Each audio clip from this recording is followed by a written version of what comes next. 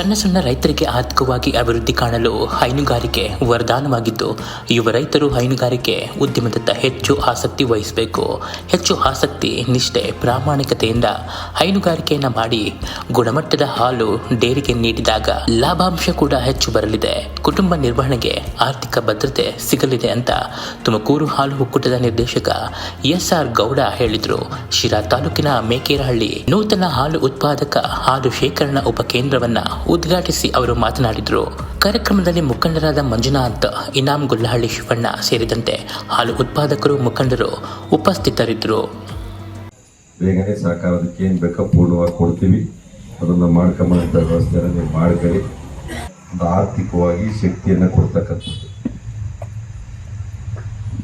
ಈಗ ನಮ್ಮಲ್ಲಿ ಬಹಳಷ್ಟು ಹಾಲು ಉತ್ಪಾದಕ ಸಹಕಾರ ಸಂಘಗಳು ಈಗಾಗಲೇ ತಾಲೂಕಿನಲ್ಲಿ ಸುಮಾರು 130 ಸಂಘಗಳು ಕೆಲಸ ಮಾಡ್ತಾ ಇದೆ.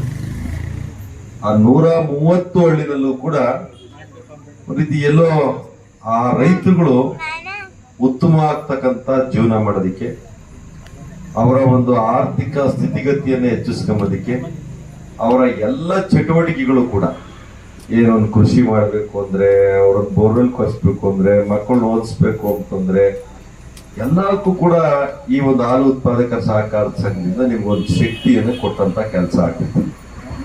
ಯಾಕಂದ್ರೆ ಈಗ ಪ್ರತಿದಿನ ಒಂದೊಂದು ತಿಂಗಳಿಗೆ ಒಂದೊಂದು ಸಂಘದಿಂದ ಕನಿಷ್ಠ 3-4 ಲಕ್ಷ ಬಟವಾಡಿ ಆಗ್ತಕ್ಕಂಥದ್ದನ್ನ ನಾವು ನೋಡ್ತಾ ಇದ್ದೀವಿ. ಅದೊಂದು ಗ್ರಾಮಕ್ಕೆ 3-4 ಲಕ್ಷ ರೂಪಾಯಿ ಹಣ ಬಂತು ಅಂದ್ರೆ ಆ ಗ್ರಾಮ ಇವತ್ತು ಆಟೋಮೆಟಿಕ್ ಆಗಿ ಅಭಿವೃದ್ಧಿ ಆಗೋದಕ್ಕೆ ಸಾಧ್ಯ ಆಗ್ತದೆ. ಆ ಯಾರು ಹಾಲಿನ ಉತ್ಪಾದನೆ ತೊಡಗಿರ್ತಕ್ಕಂಥ ರೈತರು ನೆಮ್ಮದಿಯಿಂದ ಜೀವನ ಮಾಡೋದಕ್ಕೆ ಅವರ ಎಲ್ಲ ಕಾರ್ಯಗಳು ಕೂಡ ನಡೆಯೋದಿಕ್ಕೆ ಇವತ್ತು ಸಾಧ್ಯ ಆಗ್ತದೆ. ಮತ್ತೆ ಈ ದಿಶೆಯಲ್ಲಿ ಪಾಪ ನಮ್ಮ ಇವ್ರು ಬಂದವ್ರೆ, ನಮ್ಮ ನೆಂಟರು, ನಮ್ಮ ಎಂಟವರದು ಉಜಿಗಿರಿನಲ್ಲಿ ನಮ್ಮ ನಾಗಣ್ಣನು ಕೂಡ ಅಧ್ಯಕ್ಷರು. ನೋಡು ಪಾಪ ಎಲ್ಲೋ ಹೋಗ್ತಿದ್ರಣ, ಅದು ನಿಮ್ಮ ಹಾಲಿನ ಒಂದು ಕೇಂದ್ರದಲ್ಲಿ ಇಟ್ಟಿರ್ತಕ್ಕಂಥ ಒಂದು ಅಭಿಮಾನ. ನಮ್ಮ ರೈತರಿಗೆ ನಾನು ಹೇಳ್ತಕ್ಕಂಥದ್ದು ಇಷ್ಟೇ, ಕೂಡ ನೀವು ಒಂದು ಉತ್ತಮ ಆಗ್ತಕ್ಕಂಥ ಒಂದು ಕೆಲಸವನ್ನು ಮಾಡಿದ್ದೀರಾ. ಈ ಸಂಘವನ್ನ ಎಷ್ಟು ನೀಟಾಗಿ ಉಳಿಸ್ಕೊಂಡು ಹೋಗ್ತೀರಾ, ಅದು ನಿಮ್ಮ ಊರಿನ ಅಷ್ಟು ಅಭಿವೃದ್ಧಿ ಆಗೋದಕ್ಕೆ ಸಾಧ್ಯ. ನಿಮ್ಮೂರು ಬೆಳಿಬೇಕು ಅಂದ್ರೆ ಈ ಸಂಘ ಬೆಳೆಸ್ಬೇಕು. ಇದು ನಿಮ್ಗೊಂದು ಲಕ್ಷ್ಮೀ ದೇವಸ್ಥಾನ ಇದ್ದಂಗೆ. ಲಕ್ಷ್ಮೀ ದೇವಸ್ಥಾನ ಕೇಳಿದ ತಕ್ಷಣ ಲಕ್ಷ್ಮಿ ನಮ್ಗೆ ಅದು ಗುಡಿಯಾಗಿರೋ ಲಕ್ಷ್ಮಿ ದುಡ್ಡು ಕೊಡಲ್ಲ ಬೇಗನ, ಈ ಲಕ್ಷ್ಮಿ ದುಡ್ಡು ಕೊಡ್ತೇವೆ. ಅದು ಇದು ನಮ್ಗೆ, ಯಾಕೆಂದ್ರೆ ದಿನನಿತ್ಯ ಬರ್ತಕ್ಕಂಥ ದುಡ್ಡಿನ ವರಮಾನ ಏನಿದೆ ಅಂದ್ರೆ ಅದು ಹಾಲು ಉತ್ಪಾದಕರ ಸಹಕಾರ ಸಂಘ. ಇವತ್ತು ಇಡೀ ದೇಶದಲ್ಲೇ ಕೂಡ ರೈತರಿಗೆ ಇವತ್ತು ಉತ್ತಮವಾಗ್ತಕ್ಕಂಥ ಆದಾಯದ ಮೂಲ ಅಂದ್ರೆ ಅದು ಹೈನುಗಾರಿಕೆ, ಮತ್ತೆ ಇನ್ನೊಂದು ರೇಷ್ಮೆ, ಸಿಲ್ಕ್ ಅಂಡ್ ಮಿಲ್ಕ್, ಎರಡೂ ಕೂಡ ಬಹಳ ಉತ್ತಮವಾಗ್ತಕ್ಕಂಥ ಒಂದು ರೈತರಿಗೆ ಪೂರಕವಾಗ್ತಕ್ಕಂಥ ಒಂದು ಉದ್ಯಮ. ಇದು ನೀವೆಲ್ಲರೂ ಕೂಡ ಉಳಿಸ್ಕೊಂಡು ಹೋಗ್ತಕ್ಕಂಥದ್ದು ಬಹಳ ಮುಖ್ಯ. ಸುಮಾರು ಈಗಾಗಲೇ ನಮ್ಮ ಗಿರೀಶ್ ಅವರು ಹೇಳ್ದಂಗೆ ಒಂದು 20 ಕಾರ್ಯಕ್ರಮಗಳು ನಾವು ಕೊಟ್ಟಿದ್ದೀವಿ. ನಿಮ್ಮ PUC ಆದ ನಂತರ ನಿಮ್ಮ ಹೆಣ್ಮಕ್ಳಿಗೆ ಹಾಸ್ಟೆಲ್ ವ್ಯವಸ್ಥೆಯನ್ನ ಒದಗಿಸ್ತೀವಿ. ಮತ್ತೆ ನಮ್ಮ ಉತ್ಪಾದಕರು ಯಾರಾದ್ರೂ ಮೃತಪಟ್ಟರೆ ಅವ್ರಿಗೆ ಹಣವನ್ನು ಕೊಡ್ತೀವಿ. ನಮ್ಮ ರಾಸುಗಳು ಮೃತಪಟ್ಟರೆ ಅವಕ್ಕೆ ಇನ್ಸೂರೆನ್ಸ್ ರೂಪದಲ್ಲಿ ಹಣ ಕೊಡ್ತೀವಿ. ನಿಮ್ಮ ಹುಲ್ಬಣವೆಗಳು ಬೆಂಕಿ ಬಿದ್ದರೆ ಅವಕ್ಕೆ ಹಣ ಕೊಡ್ತೀವಿ.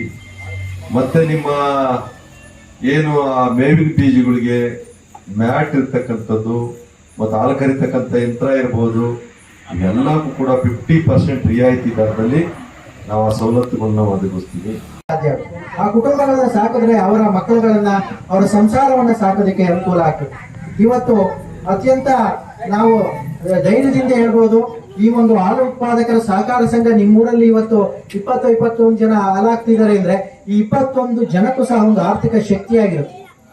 ಕೇವಲ ಹಾಲಾಗ್ತಕ್ಕಂಥದ್ದು ಅಷ್ಟೇ ಅಲ್ಲ, ಇವು ಹಾಲಾಕೋದ್ರ ಜೊತೆಗೆ ಹಲವಾರು ಸೌಲಭ್ಯಗಳು, ಸರ್ಕಾರದ ಯಾವುದೇ ಇಲಾಖೆಗೆ ಕಡಿಮೆ ಇಲ್ಲದಂತ ಸೌಲಭ್ಯಗಳು ನಿಮ್ಮೂರಲ್ಲಿ ಇರ್ತಕ್ಕಂಥ ಒಂದು ಹಾಲು ಉತ್ಪಾದಕರ ಸಹಕಾರ ಸಂಘ ಕೊಡುತ್ತೆ. ಹುಡುಗರಿಗೆ ಸ್ಕಾಲರ್ಶಿಪ್ ಕೊಡುವಂಥದ್ದು ಇರ್ಬೋದು, SSLC PUC ನಲ್ಲಿ ಅತಿ ಹೆಚ್ಚು ಅಂಕಗಳನ್ನು ತೆಗೆದುಕೊಂಡಂತವರಿಗೆ ಸ್ಕಾಲರ್ಶಿಪ್ ಕೊಡುವಂಥದ್ದು ಇರ್ಬೋದು. ಇಂಜಿನಿಯರಿಂಗ್ ಓದಂತವ್ರಿಗೆ ಸ್ಕಾಲರ್ಶಿಪ್ ಕೊಡುವಂಥದ್ದು ಇರ್ಬೋದು, MBBS ಓದಂತವ್ರಿಗೆ ಸ್ಕಾಲರ್ಶಿಪ್ ಕೊಡುವಂಥದ್ದು ಇರ್ಬೋದು, ವಿದ್ಯಾರ್ಥಿಗಳಿಗೆ ಈ ಉನ್ನತ ಶಿಕ್ಷಣಕ್ಕೆ ಹಾಸ್ಟೆಲ್ ಅನ್ನ ಕೊಡುವಂಥದ್ದು ಇರ್ಬೋದು. ಈ ರೀತಿ ಸೌಲಭ್ಯಗಳ ಜೊತೆಗೆ ನಮ್ಮ ಹಾಲು ಉತ್ಪಾದಕರು ಅವ್ರಿಗೆ ಬೇಕಾದಂತ ಫೀಡ್ ಕೊಡೋದಿರ್ಬೋದು, ಜಂತುಹುಳು ನಿವಾರಕ ಔಷಧಿಗಳು ಕೊಡುವಂಥದ್ದಿರೋದು, ನಿಮ್ಮ ಹಸುಗಳಿಗೆ ಇನ್ಶೂರೆನ್ಸ್ ಮಾಡಿಸ್ತಕ್ಕಂಥದ್ದು, ಅದೇ ಹಸುಗಳಿಗೆ ನಿಮ್ಗೇನು ಉಣ್ಣೆ ಔಷಧಿ ಬೇಕು, ಯಾವ ರೀತಿ ಔಷಧಿ ಸೌಲಭ್ಯಗಳು ಬೇಕು, ಡಾಕ್ಟರ್ ಸೌಲಭ್ಯಗಳು ಬೇಕು ಕೊಡ್ತಕ್ಕಂಥದ್ದು ಎಲ್ಲ ಸೌಲಭ್ಯಗಳನ್ನು ನಿಮಗೆ ಕೊಡ್ತೇವೆ. ಅದ್ರ ಜೊತೆಗೆ ನಮ್ಮ ಹಾಲು ಉತ್ಪಾದಕರುಗಳ ಮಕ್ಕಳುಗಳು ಮತ್ತೆ ಹಾಲು ಉತ್ಪಾದಕರ ಕುಟುಂಬಗಳಿಗೆ ಹಲವಾರು ಸೌಲಭ್ಯಗಳನ್ನು ಕೊಡ್ತೀವಿ. ಇವತ್ತು ಯಾವುದೇ ಒಂದು ಹಾಲು ಉತ್ಪಾದಕರು ಮೃತಪಟ್ಟರೆ ಅವರಿಗೆ ಸುಮಾರು 50,000 ರೂಪಾಯಿ ಪರಿಹಾರ ಕೊಡುವಂಥದ್ದು ಇರ್ಬೋದು.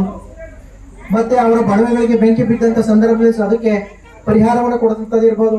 ಬಡ್ಡೆ ರಾಸುಗಳು ಮರಣ ಹೊಂದಿದ್ರೆ ಅದಕ್ಕೆ ಪರಿಹಾರ ಕೊಡಬಹುದು ಅಂತದಿರ್ಬೋದು. ಈಗ ಸುಮಾರು 20ರಿಂದ 21 ಕಾರ್ಯಕ್ರಮಗಳನ್ನ ಸನ್ಮಾನ್ಯ HR ಗೌಡರು 2013ರಲ್ಲಿ ನಿರ್ದೇಶಕರಾದ ನಂತರ ಸತತವಾಗಿ ಇವತ್ತು ಅತಿ ಹೆಚ್ಚು ಫಲಾನುಭವಿಗಳನ್ನ ಕೊಡ್ತಾ ಬಂದಿದ್ದಾರೆ. ಕೇವಲ ನಿಮ್ಮೂರಲ್ಲಿ ಹಾಕಿ ಮನೆಗೆ ಹೋದೆ ಅಷ್ಟೇ ಅಂತಕ್ಕಂಥದ್ದಲ್ಲ, ಎಲ್ಲಾ ಸೌಲಭ್ಯಗಳು ನಿಮ್ಮೂರಲ್ಲಿ ಒಂದು ಗ್ರಾಮ ಪಂಚಾಯತಿ ಇರ್ಬೋದು, ಕೃಷಿ ಇಲಾಖೆ ಇರ್ಬೋದು, ಅಥವಾ ಬೇರೆ ಯಾವುದೇ ಇಲಾಖೆಗಳಿದ್ರು ಸಹ ಅಷ್ಟು ಸೌಲಭ್ಯಗಳನ್ನು ನಿಮ್ಮೂರಲ್ಲಿ ಇರ್ತಕ್ಕಂಥ ಒಂದು ಸಣ್ಣ ಹಾಲು ಉತ್ಪಾದಕರ ಸಹಕಾರ ಸಂಘ ಮಾಡುತ್ತೆ. ಇದು ಇಲ್ಲಿ